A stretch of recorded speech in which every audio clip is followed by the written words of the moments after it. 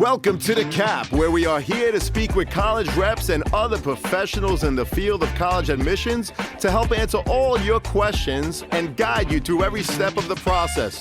So if you're serious about college admissions, you've come to the right place. Are you ready?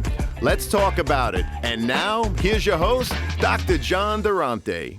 Welcome to The Cap, the College Admissions Process Podcast. I am your host, John Durante, and I am here to introduce you to college admissions representatives and other professionals in the field of college admissions. Our purpose is to serve you, the students and parents, so that you may gain insight straight from the people who ultimately make the decisions. Regardless of whether you apply to a particular school being highlighted in a given episode, you should listen to all of them, as each guest will give you tremendous insight and advice on every aspect of the college admissions process, prompting you to come up with your own follow-up questions for when you visit campus or meet with a college admissions representative yourself.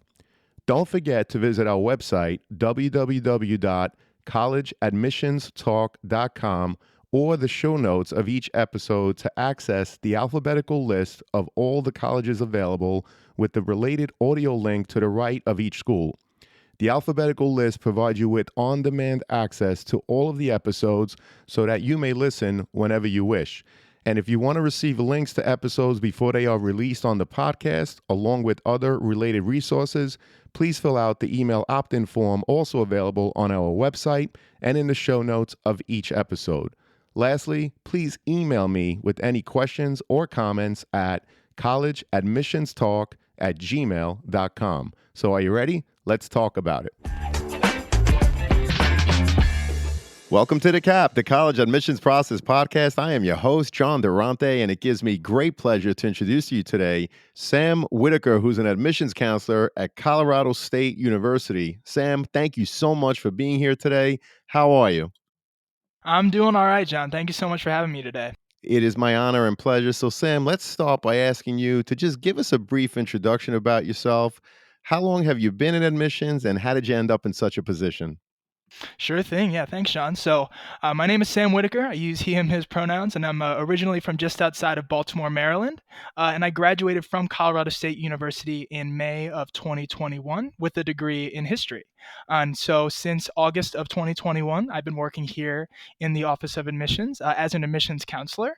And really, my role is to help folks kind of find their path to college. And it's really cool to be able to do that at my alma mater, at the school that I went to. So, yeah, just really excited to be here and chat with you today. Well, thank you so much, Sam. We are excited to have you. So, let me ask you, what would you say is the most exciting thing happening right now at Colorado State University?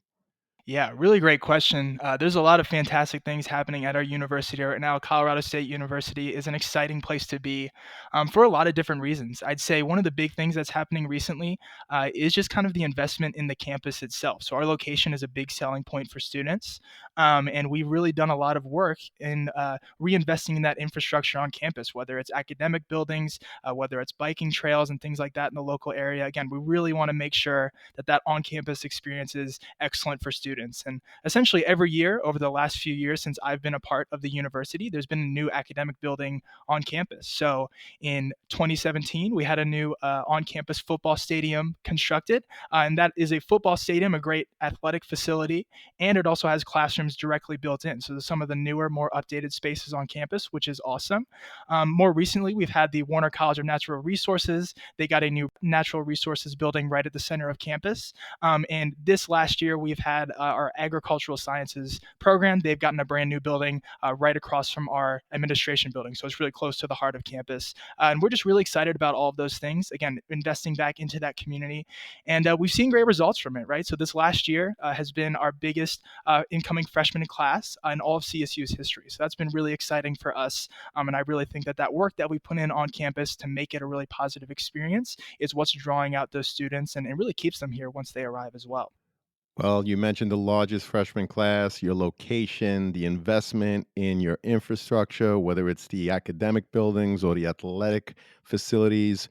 Sam, let me ask you, what else can you share about Colorado State University in terms of what you offer in your classrooms and beyond that makes it so appealing for so many students to want to apply and ultimately attend?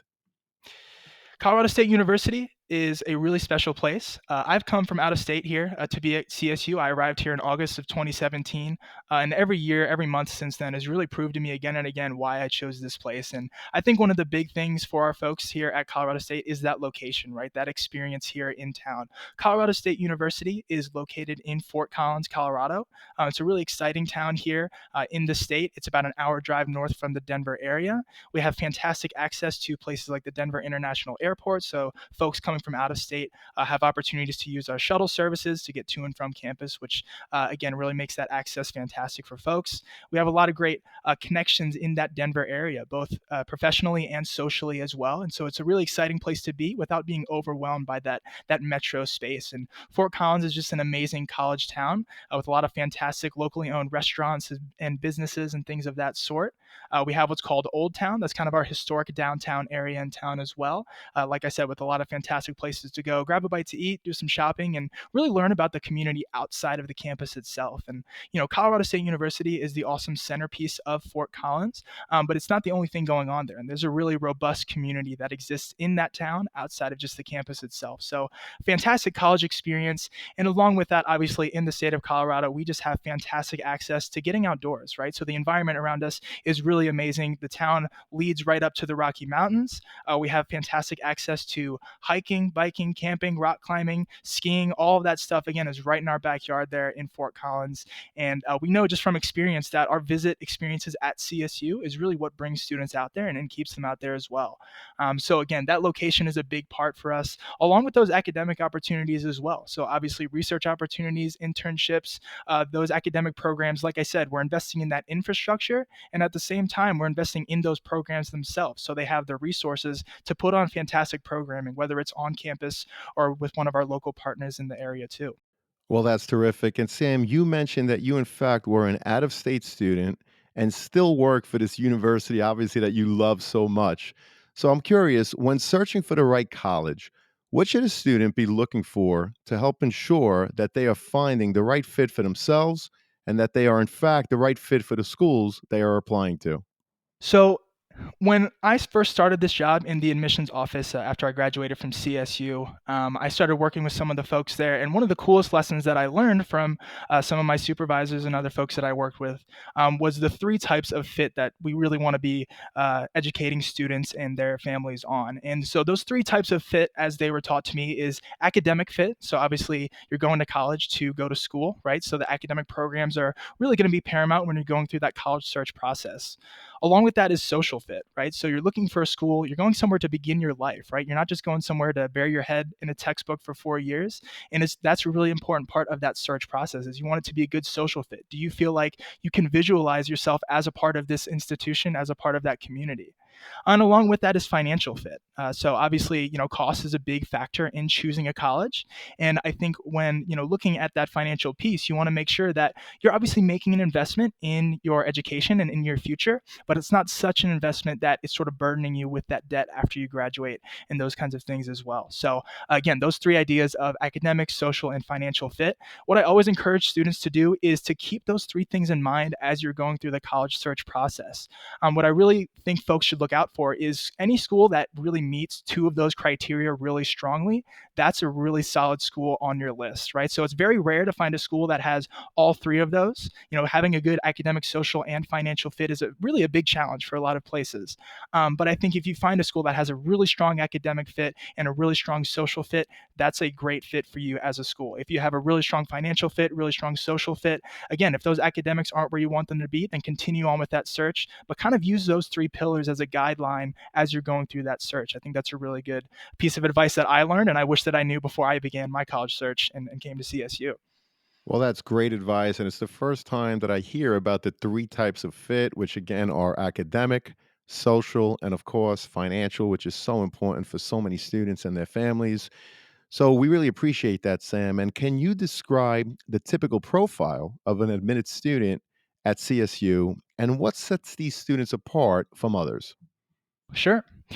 So the majority of our admitted students at Colorado State have a 3.0 cumulative weighted grade point average when they first apply to CSU. Now, looking at that grade point average, again, we really want to see that solid average in terms of just the academic grades that you're getting, but we also want to see some consistency on that profile, right? So if we're seeing that, you started maybe not so great in terms of that overall grade point average, but we just see consistent academic progress, maybe you pick up a few higher level courses, including honors or AP in those last few semesters, and are performing well in them.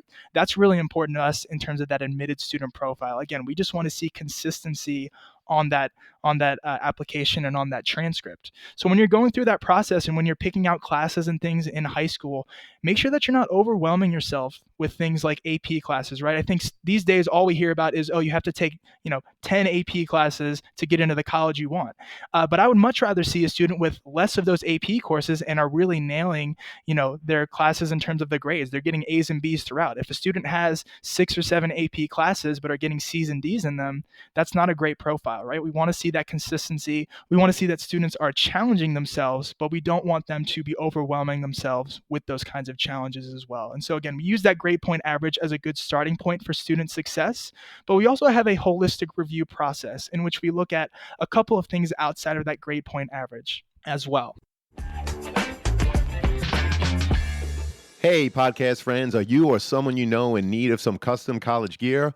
Prep Sportswear carries a wide variety of college fan gear and apparel, including t-shirts, sweatshirts, hoodies, hats, and so much more.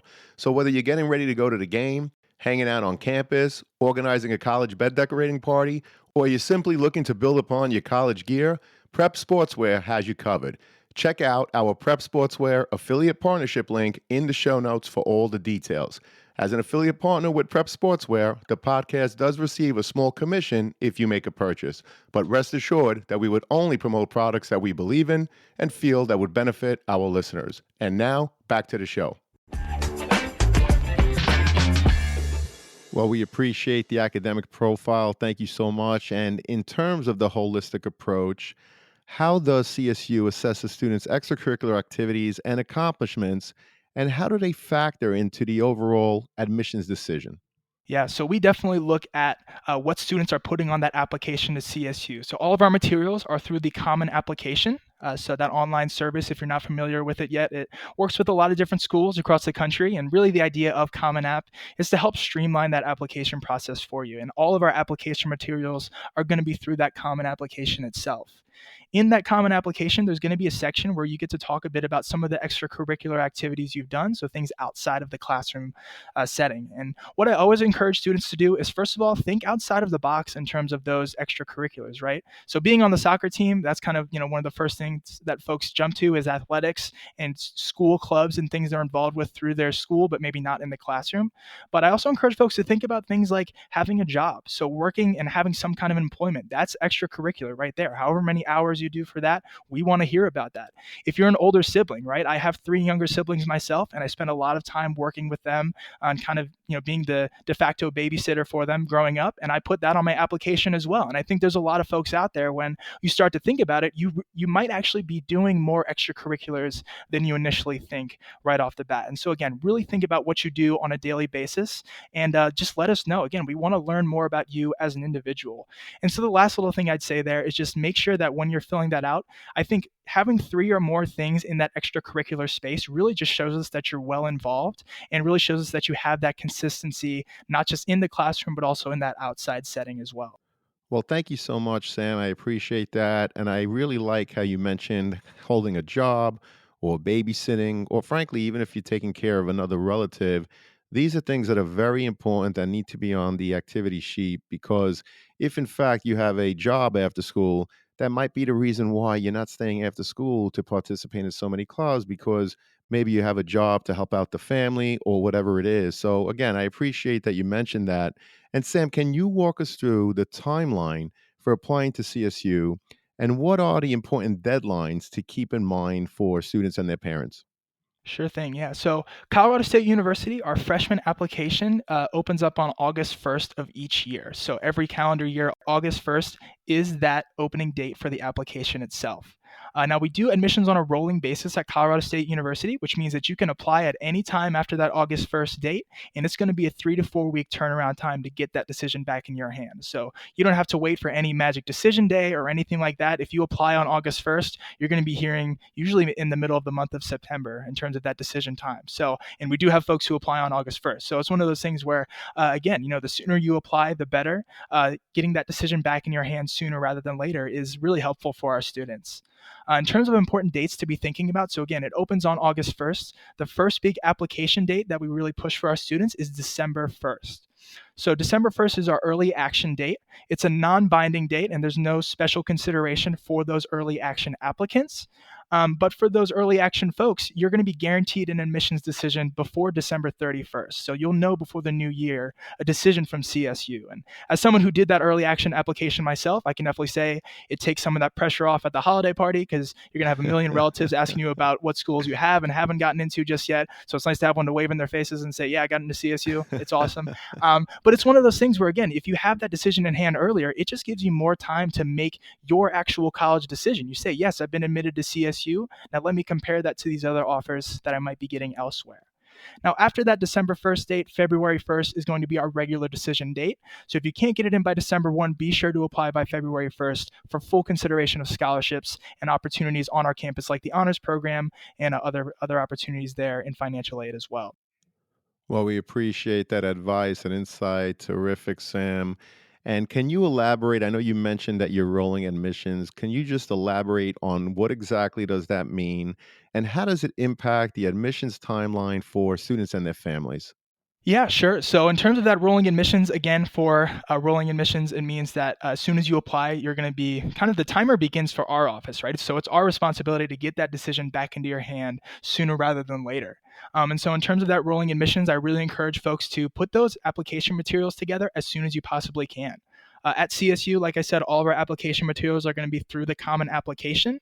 Along with that Common Application, there's a $50 application fee, which you do need to be aware of when you sit down to begin that process. And we do have fee waivers available on a need basis. But again, be aware of that when you sit down to start working on the application materials. Along with that is going to be a transcript. So we need a high school transcript from you, which is just a fancy word for a report card with all of your academic data from your freshman through your junior year of high school or however much school you've taken up until that point. And then the last piece on that is going to be the personal essay or a short personal statement where you get to talk a bit about who you are and why you want to go to college. And so, again, in terms of those pieces, understand that those are the four big pieces when applying to CSU. Letters of recommendation and SAT and ACT scores are both optional at CSU. So you don't need to have those on an application to Colorado State, but I still encourage folks to look out for opportunities, especially for letters of recommendation, because having a really solid letter of rec can give us an additional perspective on who you are as a student. And so again, when you're thinking about timeline for everything, consider those pieces and how long it will take you to get them in our hands, right? For example, a letter of recommendation might take a couple of weeks because you have to ask a teacher. My dad's a high school teacher, and he always tells me that at one point every year, all the seniors come at once and ask him for a letter of recommendation, and it takes a while. And so it's one of those things where you want to be thinking about those things ahead of time. So when you sit down to begin that application process, you have all those materials lined up, and that can really speed up the process for you there. But again, 3 to 4 weeks really is that turnaround time once we have all those materials that we're going to need. Yeah. Well, I appreciate that. And seniors, just a reminder, you might want to ask your teachers early for those letters of recommendation. And to Just get yes, go I ahead, don't know if Sam. I can add one other thing for that as well. So Please. one thing that my dad always tells me too is make sure that you ask a teacher who can write you a really solid positive letter of recommendation. He Right, always tells me that there are folks right, who are in his classes who they're fun to have in class, but he wouldn't write them a letter of recommendation for college, right? So maybe don't just think right. about the most fun teacher you think is in your school. Think about someone who you've done really well in class and those kinds of things as well. Again, it's a good idea to think not just in terms of your own classroom experience, but also how you've performed in those classes. Because if you're getting A's and B's in a class, that teacher can definitely write you a really solid letter of rec as well. So, yeah. Yeah, and I think it's important to note that the overall application, each piece of it has to build upon the last piece. So the transcript gives your academic profile. The activity sheet gives all of the things that you did outside of the classroom. The recommendation letter really shouldn't just be a repeat of what an admissions rep could find on a transcript or on your activity sheet. So, students, try to find a teacher that will be able to share a story, something special, something different, perhaps a humanitarian effort that you took part in. Perhaps, when you walk into the classroom, you light up the room because you're the funniest or the most insightful or whatever it is. If you look at it from that lens, that's what you need to do. Each piece of the application has to improve upon that overall marketing package, which will hopefully help you get into all of the colleges that you apply to, students. So, Sam, let me ask you, how does CSU handle standardized test scores, of course, the SAT or the ACT, in your admissions process? And what is the policy on test optional admission? Yeah. Yeah, really good question. This is a big topic of discussion in higher education in general. For Colorado State University, we are test optional. And what that means is that if you have SAT, ACT scores, you are more than welcome to send them in. And if folks have already taken them by the time of applying, I encourage them to just send them in because you did all the work, you spent all the money to take the test, you might as well send them in just so we have an additional piece of information on you in terms of your academic ability. But in terms of those tests themselves, it will never negatively impact your admissions chances at CSU. So if you have those SAT or ACT scores and you didn't necessarily love your scores or you didn't take the tests at all, that will not negatively impact your admissions chances. The only time we could actually look at those SAT and ACT scores is to really advocate for an admission to CSU. So if you have really positive SAT scores, but you're kind of on the fence in terms of some of those other pieces, we can say, oh, look, this is a really great piece of data that shows us this student's ability outside of just the classroom setting or some of the other things that we've seen so far. So again, I do encourage folks to think about, and the biggest piece of advice I give to folks at this point is ask that question to every school that you go to and are interested in, right? They will tell you what they need in terms of those test scores. And so when you go to them, have a running list. If the majority of your schools don't need SAT or ACT scores and you're early enough in that process, you might want to reconsider putting in all that money, all that time into those tests because again, not every school is kind of using them as strictly as they maybe once did. Well, those are great pieces of advice. And of course, yes, CSU is in fact test optional. Sam, just curious, where do you see the test optional trend going in the next 5 years? Yeah, and this was one of the first things that I really had serious discussions in my office with other folks and professionals who had been in the field for years. But it's really interesting. We're all kind of wondering where it's going to go. Personally, I believe that they're kind of on the out and out at this point. I think COVID was a big turning point for a lot of schools. It really made schools reevaluate a lot of different things about how they were running their organizations. And one of the big things in admissions was where are these test scores coming from? Why are these test scores here in the first place? And I think really after using that point of reflection and saying, okay, these tests, they have a really problematic history. They were used for really exclusionary purposes in the past, and they're really not giving us the data on our students that are important to us, right? At CSU, again, if you're a good test taker, that's fantastic, but we also care about you as a student in the classroom and as an individual on the outside of the classroom as well. And so for Colorado State, at least, we are not really foreseeing that those tests are going to come back to be mandatory anytime soon. And we're really expecting that optional trend to continue. And so again, for folks, I encourage you to continue asking that question because I think there are a lot of institutions that went test optional during COVID and are not really planning on going back to it anytime real soon. And some schools have even gone so far as to be test blind completely. So that's a really big shift Right, happening in right. the world of higher education. And you do want to be privy to it as an applicant because that will definitely influence how you're applying and some of those pieces that go into that application process. Well, we appreciate that. And many reps have reported that they're conducting studies over the next 4 years, basically to see if their test optional policies show different trends. And the feeling is that if the graduation rates, for example, don't change and the student's academic performance doesn't change, then perhaps they're going to continue with these policies. So it'll be very interesting to see what the future brings. So, again, we appreciate your insight. And, Sam, what about financial aid? Does financial aid play a role in the admissions process? And what resources are available for students and their families to explore their financial aid options? Yeah, that is a fantastic question. I think, as I mentioned before, that idea of financial fit is so important to us here at Colorado State University. And the way that I explain it to folks when they come visit us or when I have one on one meetings with them is that financial fit doesn't just mean looking at the cost of attendance and saying, oh, geez, there's no way I can afford this place. It's about looking at that cost of attendance in conjunction with pieces like financial aid. So, pieces available either directly through CSU or through other colleges, and also looking at additional strategies to help kind of fill in those gaps between the overall cost of an institution and what you might be eligible for in terms of financial aid. And so then really that last piece is talking about outcomes as well, is answering that big question of why. Because I think sometimes we get so caught up in that financial aid process and say, wow, this is really overwhelming. I don't think this is really worth this much money. But you have to come back to that big question of why. Why go through all of that work to come to Colorado State University or some other institution? And so again, I really talk to folks about those different pieces. Obviously, financial aid and financial fit plays a huge role here at Colorado State University. So we have a couple of things to keep in mind. First of all, our costs at CSU, it does vary depending on where you're from in the country, and things like that. All of that information is really up to date on our Office of Financial Aid site, and we do have a net cost calculator as well. So that's a tool that you can use to kind of input some of your own data and get a sense of how much is CSU going to cost you just at the baseline. And we give that estimate to students as well. So at CSU, we have overall cost of tuition and student fees. That is just what it costs to be a student at CSU. But we also have some additional costs that we kind of estimate out for students. That's just a very rough estimate of how much it costs to live, how much it costs for transportation, for books and supplies, other things like that. And again, that's just to help folks start budgeting, but it is not a final say on that. And it's just a good idea to start thinking about, okay, where can we kind of tweak some of these things? Transportation, for example, I always encourage my students to, ask that question, do I need to bring a car to this school that I'm going to? I think that's something that a lot of us are, really prone to just automatically thinking, yes, I need a car at this place because that's how we get around.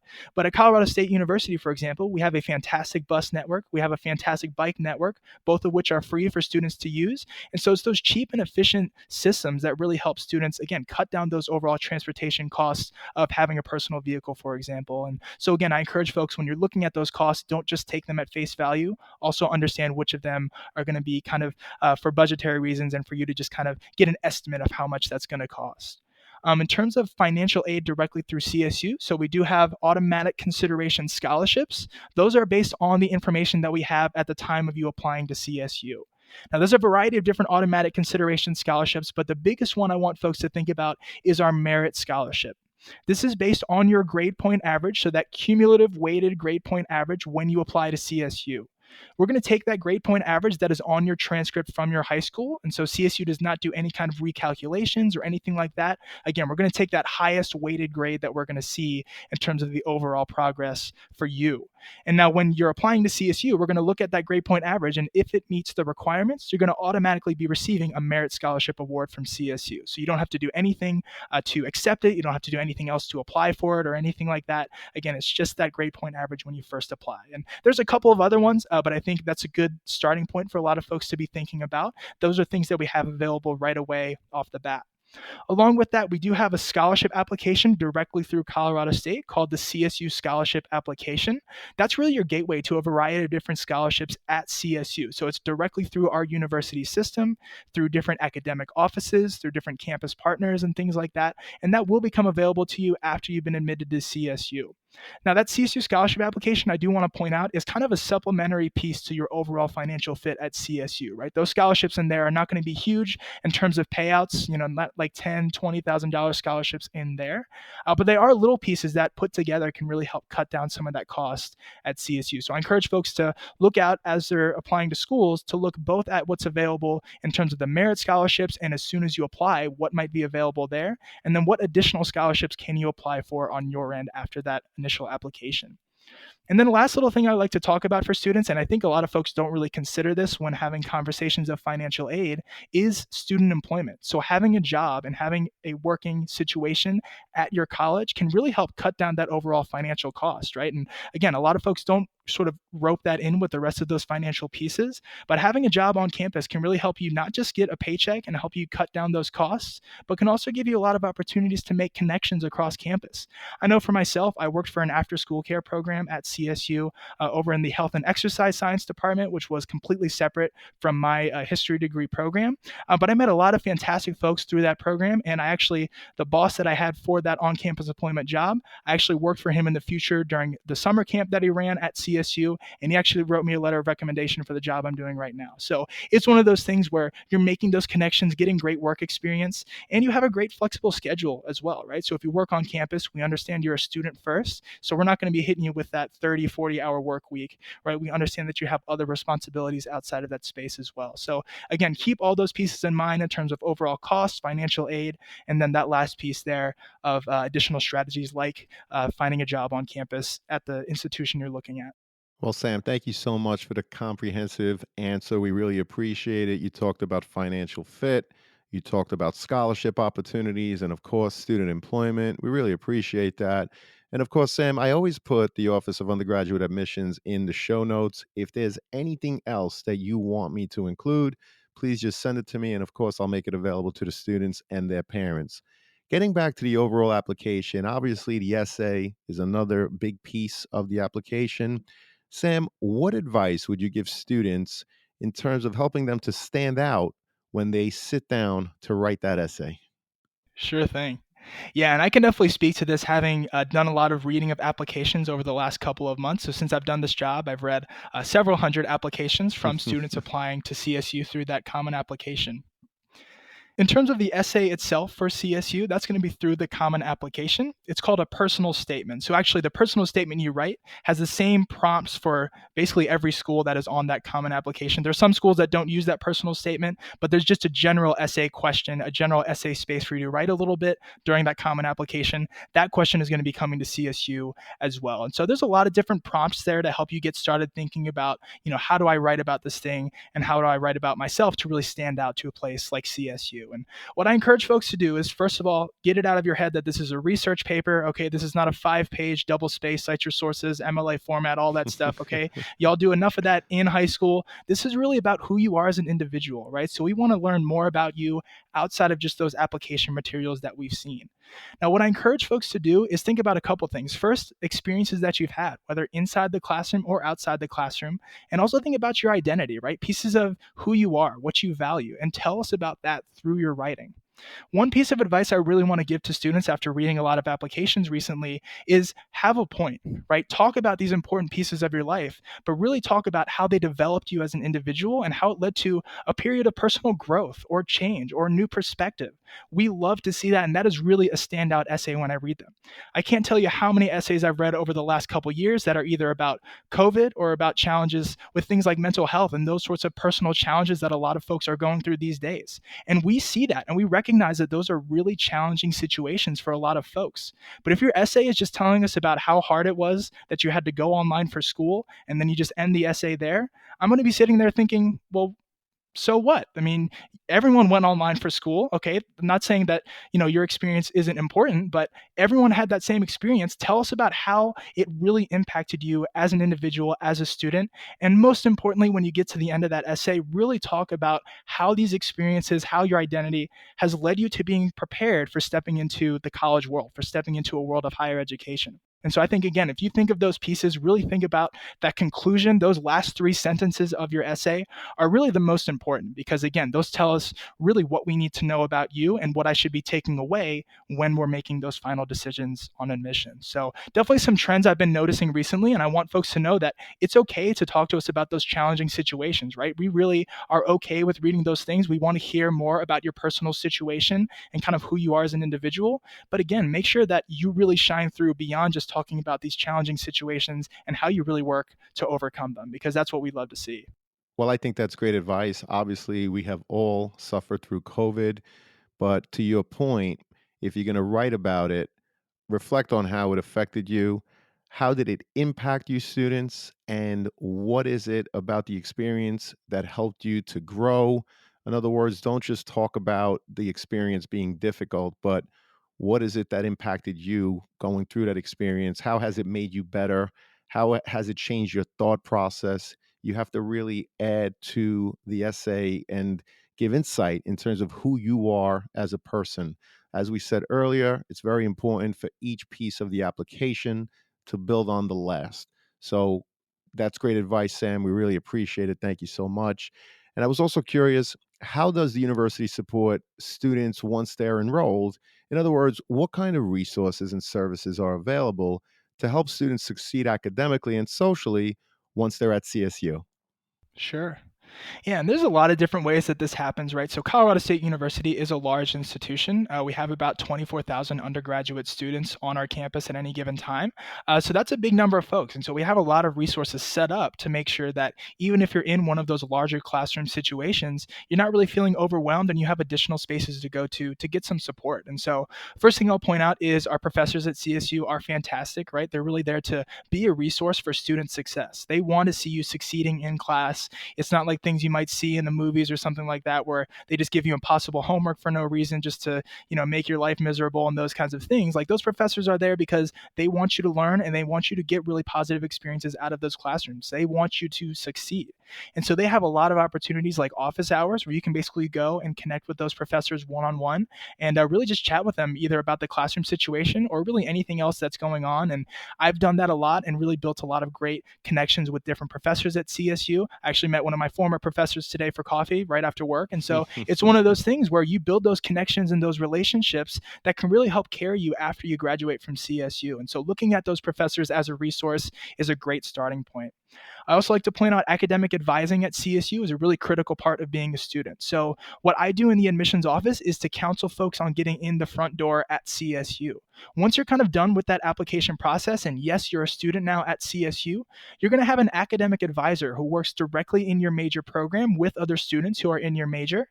And really their purpose is to help you see your path to graduation. So they're going to be there to make sure you're taking the right classes at the right times to get into the space and get the skills you want to succeed in that field after graduation as well. So there'll be someone that you have a direct contact with, and you can connect with them multiple times each semester to make sure you're on that right path academically.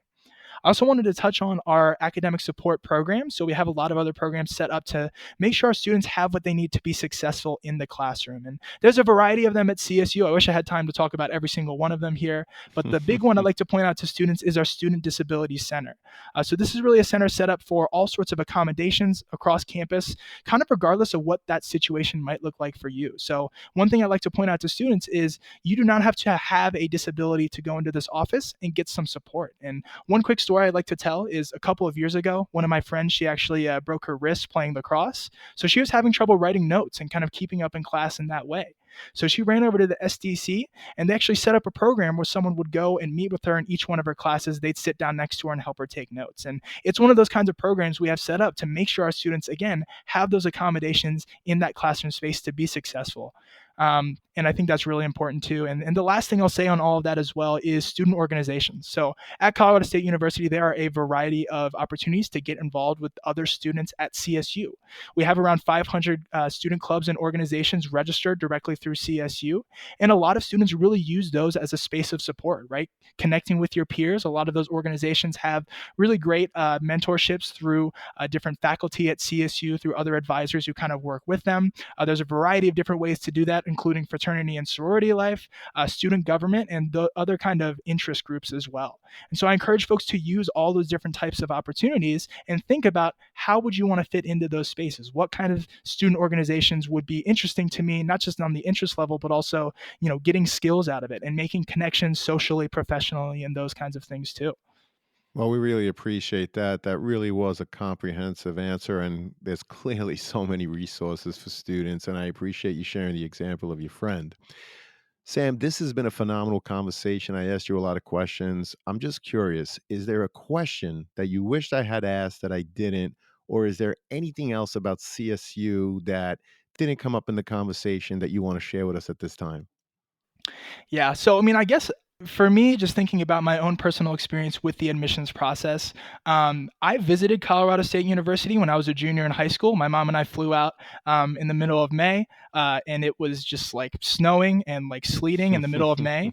And I fell in love with the campus immediately, right? Fort Collins and Colorado State really has a special place in my heart. And I think in terms of that college search, what I encourage everyone to do is start with those visits, right? Start with that big picture. What do I want out of this college experience? I think visiting a campus is so important because a lot of times we have this crazy idea in our heads of what college is, but then you go there and visit and you're like, oh, wait, these people kind of look like me. I could definitely see myself being here and like being successful.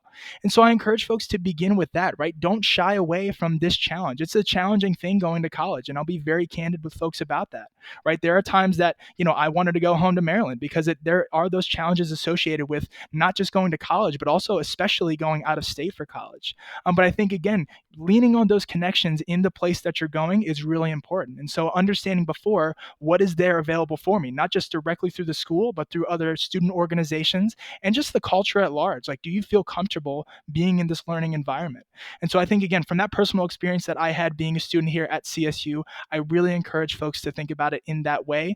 Don't shy away from this challenge. Really lean into it because you only get one college experience. I wish I could go back to CSU as an undergrad and do it all over again, because it's one of those things where seeing the place itself and really being able to make it your home, that's what college is all about. And that's what life is all about as well. And so, yeah, I definitely encourage folks to think about that too. Well, we appreciate that. And this has been a phenomenal conversation, Sam. And unfortunately, it leads us to our last question, which is, what are your top three pieces of advice you would give a student and their parents getting ready for the college admissions process? Yeah, John, thank you so much. I just want to say thank you for these phenomenal questions. That's part of the reason this conversation, I think, has been so great because of the work you do. So I appreciate that. Thank you. In terms of pieces of advice for folks, I know I've been dishing it out today. I know as a recent graduate from a school, it might sound like, who's this like 23-year-old talking to us about admissions? But I think for having that recent student experience, I really can understand kind of how students are feeling about these things and sort of the intimidating aspects of that search process. So one big thing and the key piece of advice I'll tell everyone is communicate. Okay. I cannot tell you how many times that I've been emailing back and forth with a student and a parent, and they're both asking me the exact same questions. They're both contradicting each other in terms of what they want out of CSU and those kinds of things. Talk with your parents. Parents, talk with your students. Okay. There's a lot of back and forth. This is a group effort, right? Going to college is a group effort. And if you all are not communicating, things are going to get lost in translation. It's going to be more difficult for you.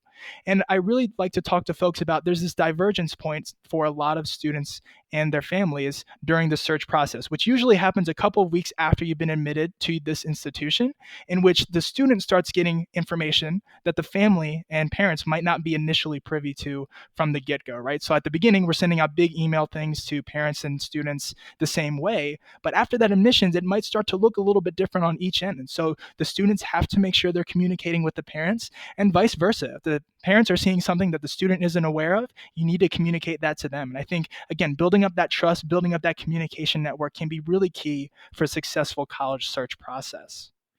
I guess another thing in terms of pieces of advice is utilizing those available resources. So Colorado State is lucky to have a very robust admissions office, and we're really set up to make sure our students have what they need to tackle those bigger, more intimidating aspects of applying to college.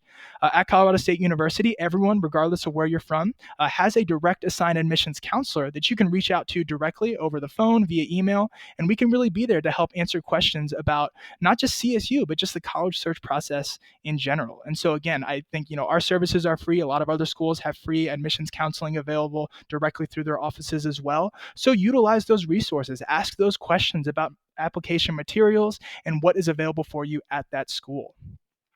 And then I guess the last piece here that I'll really chat with folks about is honesty, right? Having honesty during these conversations is really, really key, okay? Because I think a lot of times I have conversations with parents and students where, potentially parents are saying all these different things about how excited the student is to go to school and this and that, and the student is just kind of giving me this blank stare. And I can tell that student might be having some reservations, right? Making that college choice is challenging, is kind of intimidating at first. So be honest with yourself, first and foremost, for my students. Be honest with yourself about, what is going to be the best path forward for me. This is a big decision, but you don't have to make it all on your own, and have those honest and candid conversations with your parents about the academic, social, and financial fit at the schools you're looking for, because that's really important. This is a big decision that will really impact a lot of things about your life. So use that support network so you can make the most informed college decision that you can at the end of that road.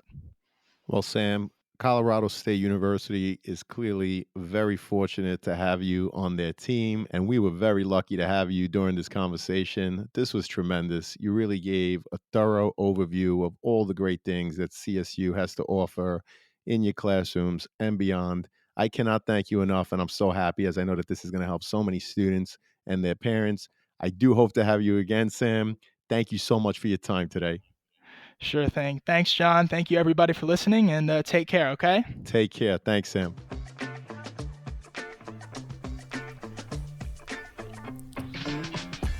Thank you for joining us on this episode of The CAP, the College Admissions Process Podcast. We hope you enjoyed the show. If you did, please don't forget to tell a friend and follow us on Facebook, Instagram, Twitter, and wherever you listen to your podcasts. I am your host, John Durante, and I look forward to seeing you on the next episode of The CAP.